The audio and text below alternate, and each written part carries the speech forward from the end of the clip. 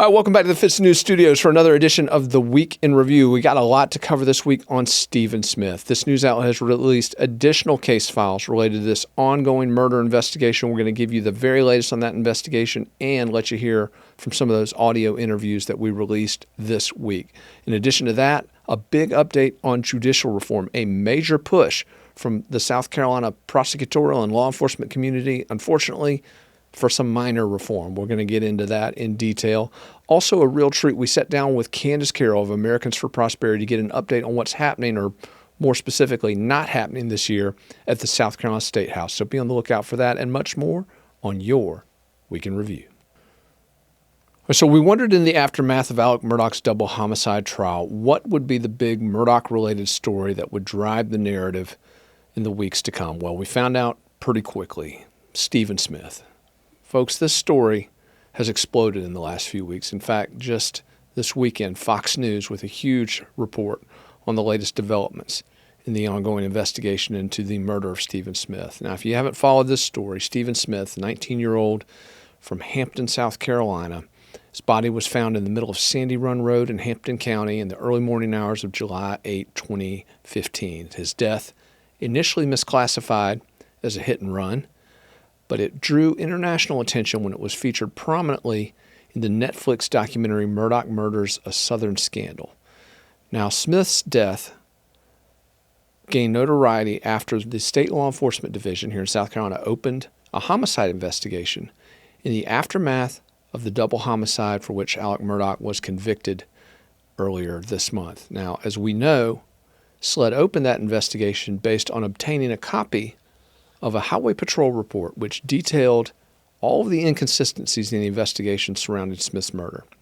Now, that report is one of several documents that this news outlet has been releasing over the last 2 weeks in an effort to give the public a firsthand look at the details of this investigation. The Stephen Smith case, folks, it has turned from a cold case into sort of a sporting event where people on different sides seem to be rooting for different outcomes. And our goal in putting all this information out for you to see is to look at what we've been looking at as we've been trying to find the truth about this investigation, no matter where that truth goes. Again, some seem to be pushing agendas on this story. Our goal from the very beginning has just been to find out what happened. So as we've done that, we've been releasing this information. And the report that we released, the South Carolina Highway Patrol MATE report, they call it, the Multi-Accident Investigation Team, that's what it stands for. And the Highway Patrol got this case, again, because it was initially misclassified as a hit and run. Smith's body found in the middle of this road, gaping wound to the head, but not a wound consistent with a vehicular strike. Also, there was no evidence, vehicular debris, of tire tracks, of skid marks, of anything of that nature, nothing to suggest a vehicular strike. So, as we've dug into this story, there's been significant speculation surrounding Murdaugh connections. And in fact, the Murdaugh name is all over this report. And in just a minute, we're going to talk about how the persons of interest in this case, which were exclusively reported on by this news outlet this week, there are still Murdaugh ties to those individuals. We're going to talk about that in just a minute. But first, I wanted to get into some of the files that we released this week. Audio interviews that were conducted by Highway Patrol investigators in the immediate aftermath of this story. Because as I've said, a cold case, here's why they call it a cold case. Because a crime scene, it's kind of like a stove. You turn the stove off and immediately everything from that moment starts to get colder. Everything is harder to identify, tougher to find. And in fact, investigators are learning that the hard way as they dig into this investigation. But we wanted to go back to those early interviews because I felt like it's important to find out what investigators were looking at in the hours and days after this murder took place. So one of the first interviews we found and that we published as part of our release of these files was an interview with Smith's sister, Stephanie Joyner. Now, if you read this news outlet, you know Stephanie Joyner, you know her name. She is actually connected very closely with a Murdaugh family fixer, Greg Alexander. In fact, the two of them have a child together, and all that unfolded in the aftermath of Stephen Smith's murder. Greg Alexander obviously becoming very close to Joyner and her family. But she gave an interview, and it's an interesting interview because in that conversation with investigators, she talked about reports that Stephen Smith was a homosexual male escort. Now, this news outlet has reported in the past that in the weeks leading up to his death, Smith was engaged in what could charitably be described as high-risk behavior. Well, we began to detail that in our latest coverage with some of these interviews. But when Smith was asked about it, if you listen to this conversation, you can clearly tell that she's dismissing that. And not only that, she talked about how if Smith was doing anything like that, that any money he made would have come back to the family. And I wanted to zero in on that because it's significant. Let's cut to that interview with Stephanie Joyner. Over the 2 weeks, did he give any indication who he may have been hanging out with? No. Did anybody that you know of know who he may have been hanging out with? Mm-mm. Now, I'm going to go back to some of the stuff about what Mark had said. Mm-hmm. Now, as far as over the 2 weeks, could he have met somebody other than Mark that you know of? Well, Stephen wasn't really, put it this way, if he was talking to somebody, he would give them a different address if they wanted to send him stuff. Mm-hmm. So I don't get how him and Mark, became close and stuff like that. Okay. Because, And when you say give a different address, what do you mean by a different? He would choose a house down the road and get the stuff sent there. That's how Stephen was. Okay. And, he wouldn't let people know where he lived. And if he did, he'd be like down the road. Okay. That type thing. All right. Now,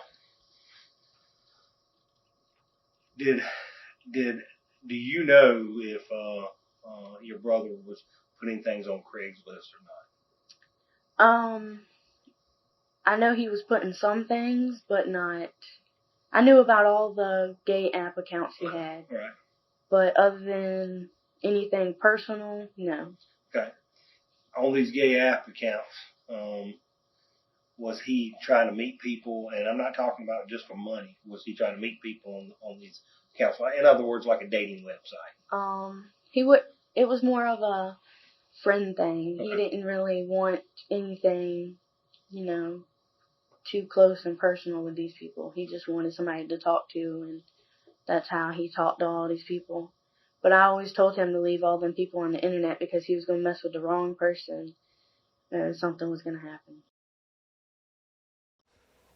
So one of the other interesting things about Stephanie Smith's interview is she's repeatedly challenging information provided to investigators by an individual named Mark Bickert. Now, Mark Bickert purports to have had a relationship with Stephen Smith. He says they were in love. In fact, he said they were going to get married. Bickert, much older than Smith, a former male escort himself, Bickert claimed that Smith was not only engaged in escorting, but that, in fact, Stephanie Joyner knew about it. In fact, it was all on an iPad that Smith and Joyner had that they used together. Now, what's interesting about Bickert's testimony, though, or rather the information he provided investigators, is that he claims to have had knowledge of what happened to Smith literally moments before he was murdered.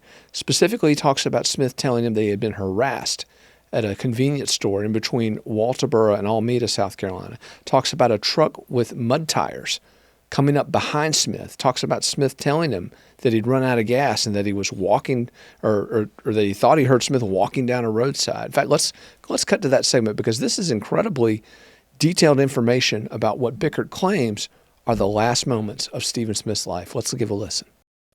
All right, let me kind of go back. You're familiar about the incident where Stephen Smith died last Wednesday. Is that correct? Yeah. All right. What I want you to do is when was the last time you talked to Stephen? That night. All right. About what time? Not the text, but about what time is the last time you talked to him? You have to remember with all this, I took my Seroquel sometime. I can't remember if the call came. I'm just asking for a roundabout time. I can't remember if it came after the text or before the text because the last call I heard, I asked him on one of the calls, "Are you walking?" Because he already told me he was out of gas. He was running out of gas. One of the calls before, and I says, "Are you walking?" Because I hear cars going by, and his answer to me was no. And then the call dropped. And I don't remember if he called me because we were back and forth. The calls kept dropping. After the call, did you text him? I mean, I don't remember. I mean, there were texts. I mean, we had so many texts back and forth that night on me worried about him calling me. You know, phone servers out there, and with this phone right now, we're having issues with our phones. Right. And half the times I don't have service. Is that where he said he felt like he was being followed at? Yes, he said that he was being harassed at that store. By who? He didn't say. He said it was a couple of guys in a pickup truck. If I call correctly, he said they were rednecks. But I know. Did he ever give you a description of the pickup truck? Yeah, he may or may not. He said it was big and it was tall. He didn't give me a description with the mud tires. But the last time we talked, that night, before the phone went down, and I said to him, "Are you walking or not?" I called him back. Or was that before? I know at one point I heard mud tires. I heard big mud tires. Big mud tires. And In other words, when you say you hear in the background, you hear him whining, is what you're trying to say? Like, yeah, I hear the mud tires like they're coming towards him or going past him, because they sounded loud, that they were getting louder. And that, I believe, was the last time I talked to him. All right, if you want to listen to all these interviews that we posted, in fact, there's another interview we posted with an individual who had what he claims is a consensual adult encounter with Stephen Smith, and we don't know all the specifics of that. He claims it was not a monetary transaction, but that interview is also posted. We also have an interview with Smith's mother, Sandy Smith, an audio interview that we posted. All those files and all the files that we've released available on FITSNews.com, so go check them out, FITSNews.com. But while we think about where this investigation is going, a couple of important items that we broke this week that bear mentioning here. First and most importantly, the State Law Enforcement Division's current investigation does appear to have zeroed in on two individuals as persons of interest in connection with Smith's death. And I'm referring to Patrick Wilson and Sean Connolly. These are two Hampton teenagers, and they were referenced in the report that we published earlier this month. Their names were referenced. And what's interesting about these two individuals is that, let's assume for a moment that they are in fact persons of interest in connection with this inquiry. Let's assume that our information from our network of law enforcement sources is accurate. If they are, this brings us full circle, people, because these were some of the first names that were provided to investigators in that report that we released. But there are multiple Murdaugh connections to these individuals. Let's start with the fact how we know their names in the first place. We know their names in the first place because Patrick Wilson's stepfather provided the names to investigators. And the person who told him to tell investigators, Randy Murdaugh. Randy Murdaugh. Not only that, Randy Murdaugh involved in a civil suit against Sean Connolly, the individual who, according to Patrick Wilson, is the one who hit and killed Stephen Smith. Murdaugh filed a civil suit on behalf of a client named Christopher Still against Connolly, and then there was another civil lawsuit filed against him in connection with the Murdaugh law firm. But beyond that, Wilson, the one who has provided this information, allegedly, according to the report, was facing murder charges in the South Carolina 14th Circuit, which were dropped shortly after this information was provided. So again, a lot of just unexplained connections tied to these two individuals. Now, what is the status of the investigation right now? We know that SLED has said that it's made significant progress, but we've also heard that given how old this case is, that we're dealing with an 8-year-old case, that's going to be very tough to find evidence and witnesses to back up these theories about what may or may not have happened. But one thing is clear. One thing is clear, folks. The Stephen Smith murder investigation, which for years, again, had been completely forgotten almost, off the radar.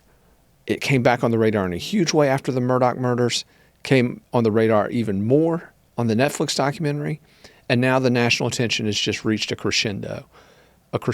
And I think we're getting closer to answers, but here's the problem.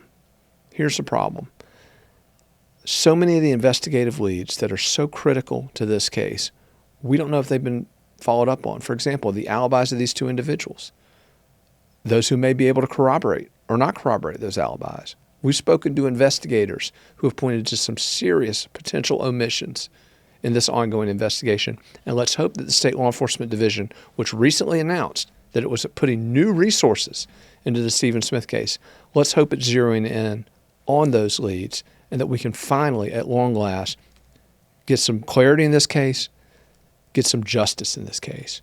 Because, folks, the Stephen Smith story, whatever its proximity to the Murdochs. Whatever its proximity to the Murdochs. Forget that for a second.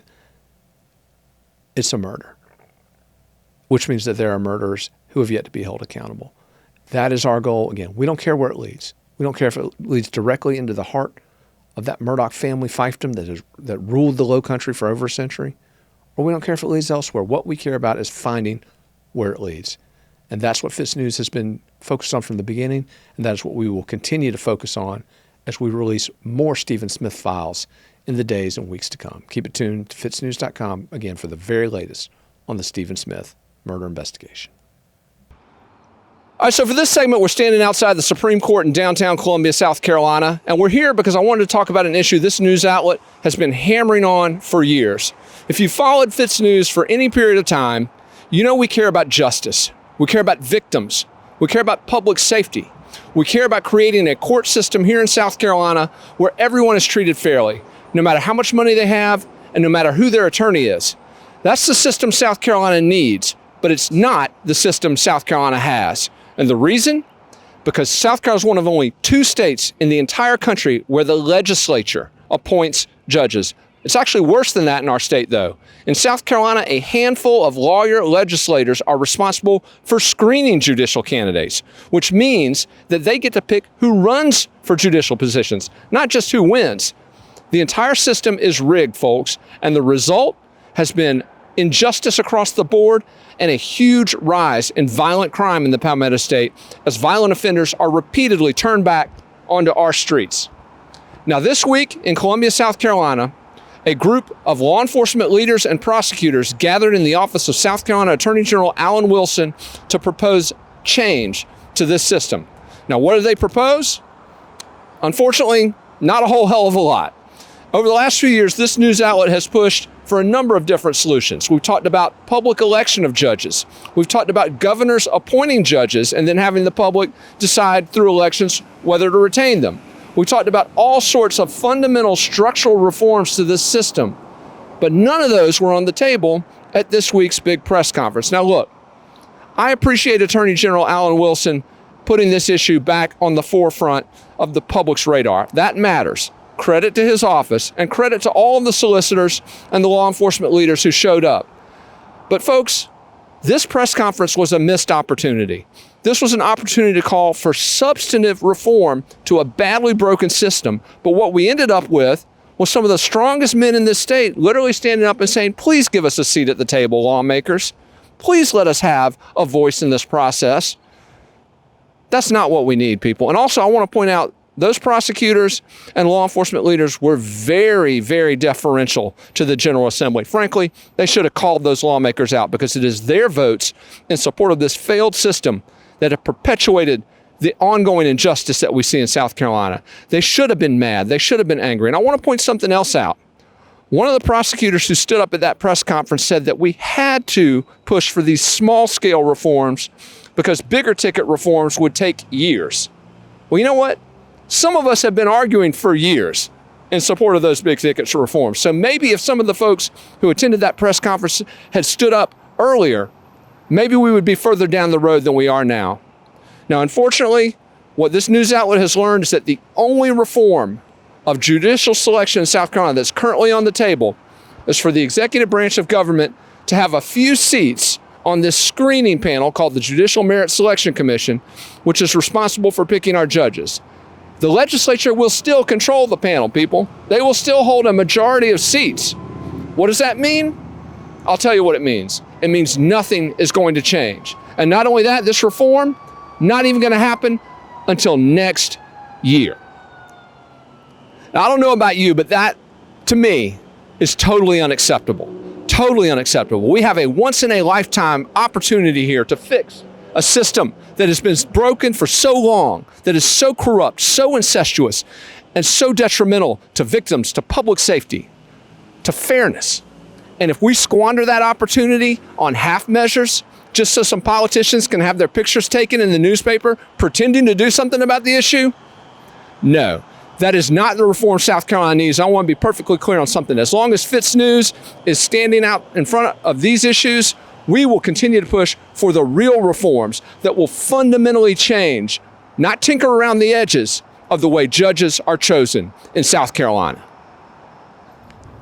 All right, folks, we're outside the South Carolina State House in the shadow of Strom Thurmond, the memorial here on the south steps of the State House. We're with Candace Carroll. Candace, you were good enough to come down to Walterboro when we were covering the Murdoch trial. So now we're back in our regular surroundings. Thank you for having me again. I appreciate it. No, absolutely. You did great talking about all those issues down there in Walterboro. Gave us a much needed break from that trial. But let me ask you this. Before we get into all the issues here at the State House that we're going to talk about, I want to ask you a little bit about the work that your group is doing, Americans for Prosperity. You guys had a recent day of action down in Somerville, was it? We did, yes, absolutely. So we are looking to talk to voters all across the state, right? We know that 2024 is coming up. It's a big year across the country, big year in South Carolina. South Carolina is known for picking the president on both sides, right? And so what we are doing right now is we are going to the doors and talking to voters to figure out what issue is it that is the most important to them as they think ahead to next year.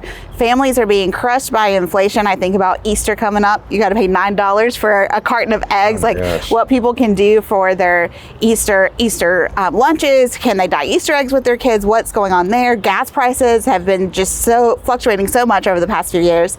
And then we also have, healthcare coming out of COVID with the national state of emergency supposed to be ending in May. We have, education that really, I think, caught fire during COVID where parents wanted to lean more into their kids' education choices. So we are trying to identify just across the aisle, what is it that is that burning issue for people that they're thinking about as they go, potentially to the polls next year. And so we are looking to drive out voters, on those issues in particular. And what we saw last week, so our National Day of Action in Somerville, we had over 50 volunteers come out.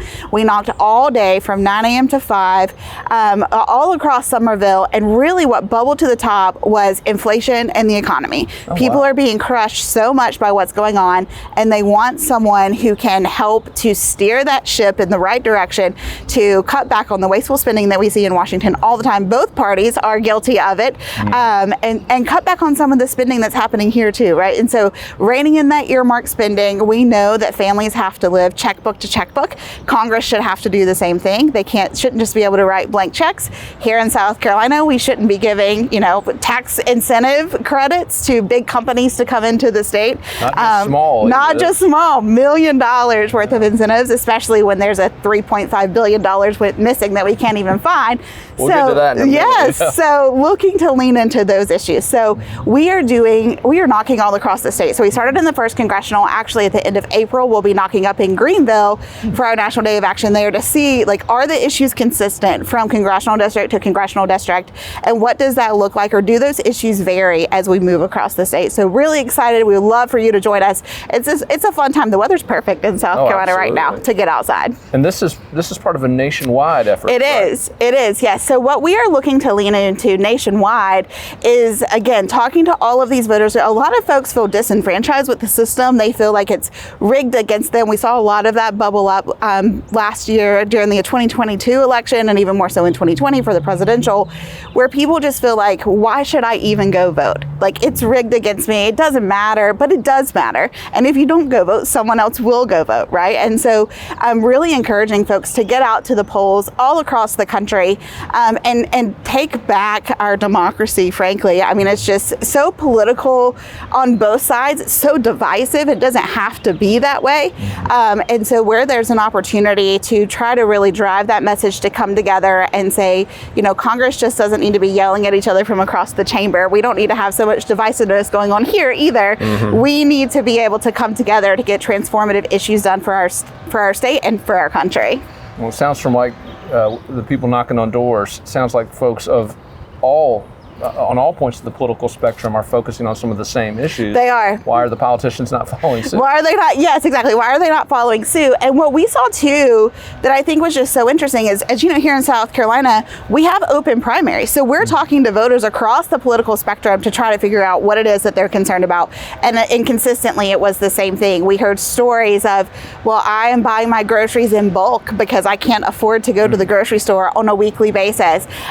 Or, from someone who told me, hey, I have a relative who works at Boeing who said they can build the planes, but they don't have the diesel to fly them, right? And then you're driving up and down the interstate and you're seeing all the bags on the gas station handles again, or people are out of gas. So, people are very concerned about what's going on, and they're having to make really tough choices that our elected officials should have to be making as well. And this is an ongoing, you were talking about the national component of this, started in 2022. Yes. Continuing into this election cycle. And I read a memo from your national director talking about how the goal of this was to get better candidates. Yes. So the voters have better choices. Yep. Is that really what it is? It is, absolutely. And so again, this goes back to the polarization. We see people who are going into their primaries and really leaning so far onto, the extremes of both sides. And that's not helpful in that it doesn't allow for good policy to be made when they get into office, because then they don't want to work with people, across the aisle from them. So we want to see better candidates rise up. We are looking to get engaged, frankly, at the primary level, at all levels of in 2024. So yes, not just state house. Not just state house. So we will be. We've engaged in the primary. Our sister organization has AFP Action in some congressional primaries here in South Carolina previously. But yeah, we're looking to get engaged at the primaries at all level next year. And so this is really helping to figure out what is that policy narrative that should be driving those primary election decisions for voters. Well, speaking of policy, let's talk about some of the policy moves here in the building behind us this year. Hasn't been a good year for the South Carolina General Assembly, has it? No, I think that I was cautiously optimistic at the beginning of session. Always a mistake. Always a mistake. But I think that there is some stuff that has gotten across the aisle from one chamber to the other, right? A lot that is still left to be desired in some areas. And then in other areas, it'll be interesting to see now that the legislation has crossed over. We have the Senate crossover was just yesterday. The House crossover is next week. What and will explain for folks? Yeah, what for does that crossover. mean? Yeah, great question. It's basically a limitation on which bills can be moved from one chamber to another. Yeah, so where the bills originate, so as a Senate bill originates in the Senate, of course, and the House will in the House, so they have to get it out of their chamber by a certain deadline in session for it to essentially be alive and get, I would say, priority in the other chamber, essentially, is what it's for. So the Senate worked, through yesterday to get their Senate originated bills over, which meant that some House bills that had already moved to the Senate, some that are on the Senate floor calendar, have not yet been taken up because they wanted to get through those Senate originated bills first. Session and if they don't meet this deadline, what happens? Then it's very difficult to get it through, right? One person can stop the Correct. And then in the Senate, that could already happen. Right. And so then you need to take it up with like a special order vote or something after this crossover date in order to get it to the other chamber. And this is just the start of our 2-year session. So bills that didn't make that crossover deadline this year are not, I would say, dead forever, but dead till next year, essentially. Yes. Now, is this deadline we're talking about, let's talk about some of the bills that did make it through. One of them is an issue that's been very important to your organization, getting rid of this certificate of need, this government-run regulatory regime over healthcare in the Palmetto State. Tell us a little bit about the status of that bill. I know we talked about it the last time you were on. Yeah, so I think even before I came down last time, the State House so far, so that bill passed the Senate in early February, frankly, which is what we saw happen last year too. That bill is now with the House 3M committee. The 3M committee held a public hearing. They took 3 hours of testimony last month, and so now we have just been waiting on another subcommittee hearing where they can actually take a vote on the bill. So that's kind of where we are, is in this holding pattern in the House. Though, isn't it? I think so, yes. And so we saw this last year happen where the Ways and Means Committee took the bill up and then sat on it and sat on it and sat on it, and then it got to the end of the committee. It looks like it. It looks like it. I hope not. But yes, that's what it looks like. But again, we have this crossover deadline coming up. The bill made it out of the Senate, which is promising, and it's in the House. The House is going to rush to get their House bills done. So I have been told that it would come up after crossover, which is next week in the House, and then the House takes furlough again. So we're looking at like the middle of April before it would potentially come up in the House, which gives us about a month to get it out. So they stalled on this during the last session, and we're waiting on them still to take action. Take action now. So folks who want more healthcare choices, who want lower healthcare bills, What do they need to do? Contact your House member directly. I would say, in particular, I would contact, if your House member's on the 3M committee, I would give them a call and ask them to ask their chair when there's going to be a committee hearing, and really look to put that pressure on your House member and say, what is the deal with this? This has passed the Senate 2 times in a row, overwhelmingly passed the Senate. It's not like it was a narrow margin. And now it's in the House. Again, the House did a public hearing already. They heard 3 hours of testimony from all sides, from patients, physicians, parents, kind of across the board, hospital CEOs. But now we're in this waiting game again. What I think, though, is where I would say I'm more optimistic than last year is that the chairwoman of 3M, Celeste Davis, has traditionally been very favorable towards repeal, and she has filed her own bills in the past. Meaning she wants to get rid of. She wants to get rid of correct. Okay. Correct. So traditionally, she has been very much in favor and has had her own repeal bills out there. This year, as the chairwoman, she does not, but she has been very favorable towards taking the bill up and giving it that public hearing, which we did not see last year as much. They kind of waited until the last minute to let people come testify. The subcommittee chairman, Mark Smith, also tends to be favorable towards repeal. There are a number of members on the committee, so I think it's a matter of not if they take it up, but when they take it up, and then what does that final product look like, and will the Senate concur with whatever changes the House puts in, or will it go to conference? So still a lot to come on certificate of need, and I am choosing to remain cautiously optimistic we will get something done this year. I want that cautious optimism in my life. Let's go to another health-related issue. A few days ago in the state Senate, there was a very emotional moment. State Senator Tom Davis of Beaufort took the well and really chastised, not by name, but chastised several of his colleagues in the Senate for stabbing him in the back on the issue of medical marijuana. This is a bill that's cleared the Senate before, and then of course we've been talking about this. This seems to be a trend. Yeah. These bills clear in the Senate, then they get stalled or procedurally blocked in the House of Representatives.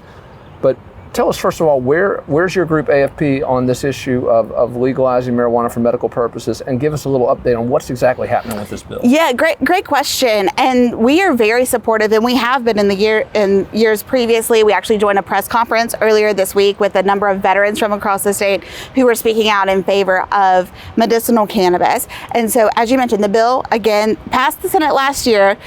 It was about a 2-to-1 vote, passing it out of the Senate.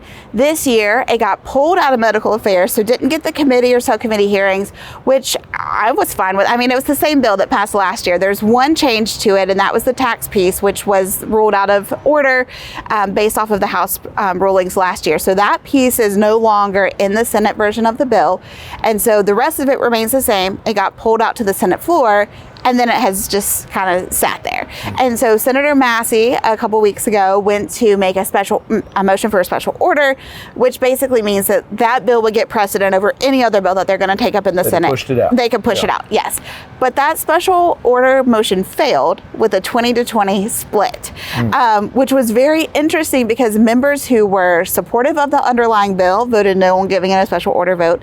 Some of the members who allowed for it to move out of the Medical Affairs Committee in the Senate voted no on a special order vote, even after they had voted to have it pulled out of committee. And so I think you could have heard a pin drop over there. It was so quiet. The Senate went into executive session immediately, closed door session, to try to figure out what are we going to do with this bill. So I'm very grateful to Senator Davis for charging forward. And what we saw a few days ago, or you mentioned he took the well, and then a number of his colleagues, one after another, took the well right after him and said, this is the same bill that we passed last year. There's no reason not to move it. What's the problem? And so that bill, unfortunately, did not make crossover this year since it needed to have made it yesterday. But again, it's a bill the Senate could still potentially take up and move it over to the House, and it would be sitting in the House next year whenever they come back. It just would mean it's not necessarily going to be like a priority status bill for the House to take up later this year if the Senate decides to actually punch it out. What I think is so interesting and would encourage you to do is reach out to your senators and figure out, especially if they were a yes vote on the bill last last year, which you can find on the State House website, how they all voted, give them a call and say, what happened? Yeah. Like, has your stance changed? Or, why were you a no on special order? Because you can find that vote on the State House website too. Like, what happened this year? And, how can we move forward with this bill and provide that much needed relief to patients across the state? Let me ask you a question. This leads into my next question about this pressure that's starting to, at long last, come down on these Republican supermajorities. I use that Republican loosely here in the South Carolina General Assembly. We're talking about these terms: crossover deadlines, setting bills for special order. These are procedural terms that most folks probably don't understand. Right. But are these lawmakers using that? Because a lot of these lawmakers are going back to their districts and saying, oh, I'm for medical marijuana. I've always voted for it. Well, right. But these votes you're talking about, these procedural votes, they're not for it. They're not for it. Right. So the procedural votes matter. And we saw that last year in the House, too, on medical cannabis in particular, where on that procedural ruling, where Tommy Pope was at the well, he made the ruling that he did, and then there was an opportunity to appeal the ruling of the chair. And there were members who had told us and others that they were in favor of the bill, told their constituents they were, but then they didn't, how they voted on that procedural ruling was different in some ways. And sometimes it's I don't want to go against, what the speaker wants or what the, whoever's at the well wants.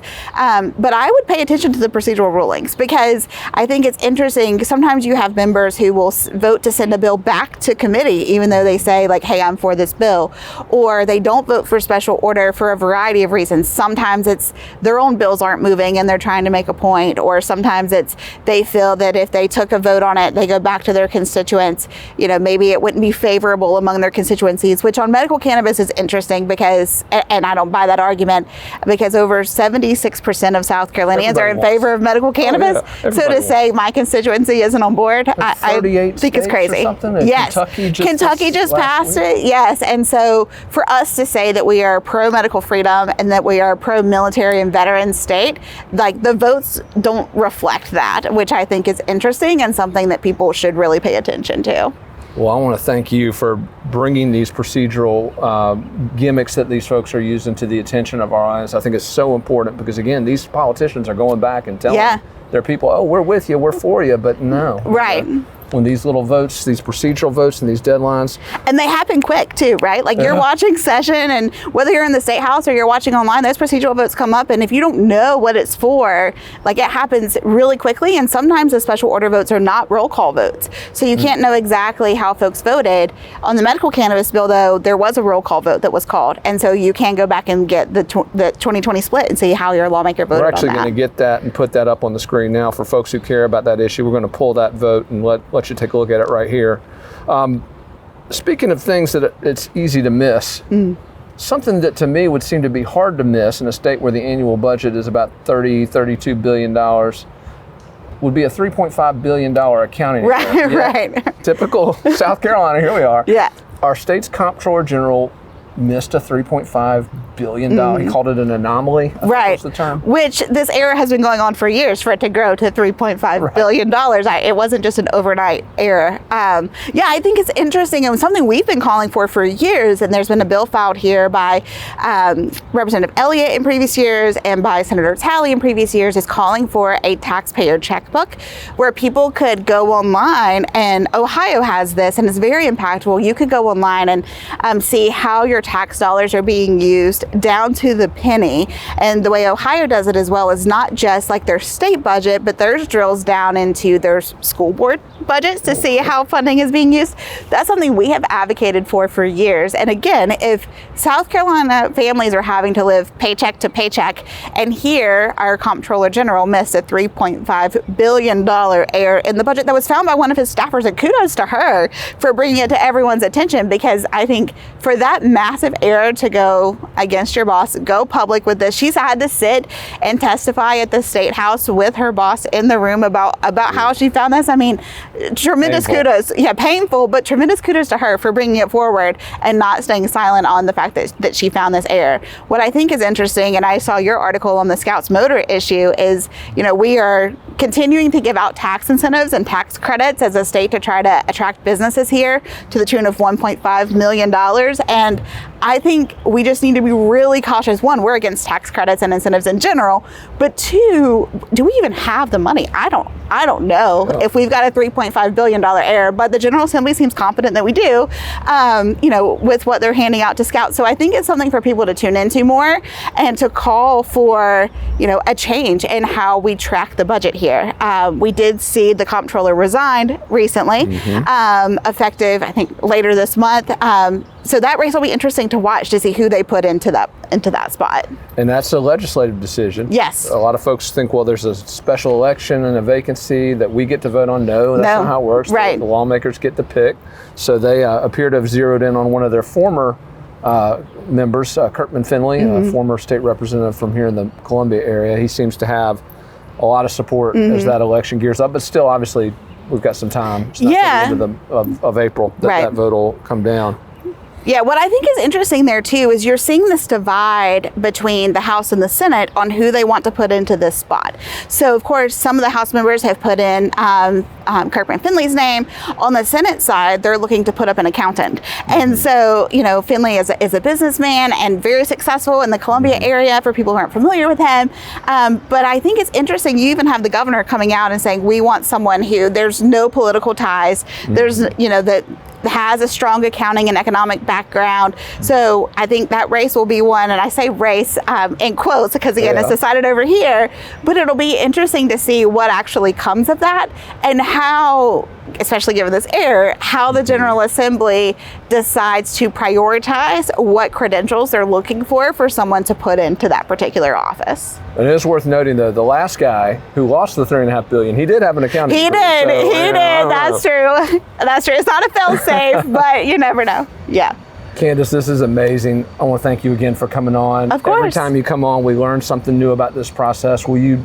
I know I asked you last time. You agree? Would you agree to come on again? Yes, absolutely. Anytime. Thank you so much for having me. I really appreciate it. She's the State Director for Americans for Prosperity here in South Carolina. Thank you for all you're doing. Of course. For having you on again. Thank you so much. Have a great weekend. Awesome. Thank you. All right, folks, that's a wrap. I want to encourage you while we're talking politics, check out the FITSNews Palmetto Political Stock Index. A lot of big developments on that this week given the indictment. Yeah, that's right, the indictment of former U.S. President Donald Trump. Hush money paid a former porn star to keep quiet about an affair several years ago. Apparently those chickens have come home to roost for the former president, but how will that impact his standing amongst the Republican electorate in South Carolina? We're going to detail that in our Palmetto Political Stock Index. So if you haven't seen that, be sure to check it out. Also, I want to update folks on a story we're covering out of Georgia, the Trent Lehrkamp story. This is one of the most awful cases we've studied. A 19-year-old Georgia teen, folks, who has been tortured by some minors down there in St. Simons Island, Georgia. This news outlet was one of the first outlets to cover that story on the national level. Also, the first outlet to call it what it was, which was torture. We're going to make plans to cover this story in even more detail in the months to come, but I did want to point out that Trent Lehrkamp is out of the hospital, we're told, and that it is on the road to recovery. That is good news. However, we're going to dig into the family situation, some other dynamics that put Trent Lehrkamp in this terrible position where he was, again, tortured by these teens. We're also going to continue to push authorities in Georgia to do their job and hold those responsible for that torture accountable. So stay tuned for much more on that story in future episodes of the Week in Review.